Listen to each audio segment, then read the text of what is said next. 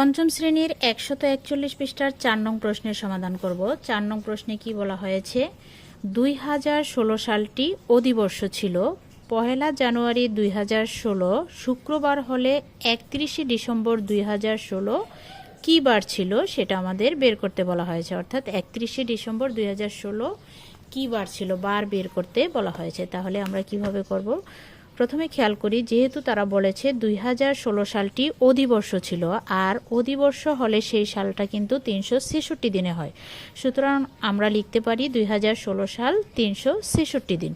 পয়লা জানুয়ারি 2016 সাল বলা হয়েছে শুক্রবার, অর্থাৎ পয়লা জানুয়ারি একদিন হয়ে গেছে, তাই আমরা এই 366 থেকে 1 প্রথমে বিয়োগ করে দিব।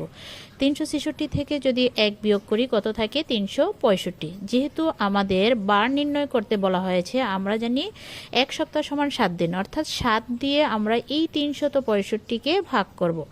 7 দিয়ে প্রথমে 36কে ভাগ করব। 7 36-এর মাঝে 5 বার ভাগ যায়, 5 7 35, বিয়োগ করব। 5 আছে 6 হবে 1 হলে এই 5 নামিয়ে আনবো 15। এবার 7 দিয়ে 15কে ভাগ করলে 7 দুগুণে 14। 15 থেকে 14 বিয়োগ করলে 1 অবশিষ্ট থাকে। এখন পয়লা জানুয়ারি কিন্তু ছিল শুক্রবার, তাহলে যেহেতু অবশিষ্ট 1 আছে, তাহলে আমরা শুক্রবারের সাথে 1 যোগ করব। শুক্রবারের সাথে যদি 1 যোগ করি তাহলে কি হয়? শনিবার হয়। তাহলে 31শে ডিসেম্বর 2016 শনিবার ছিল।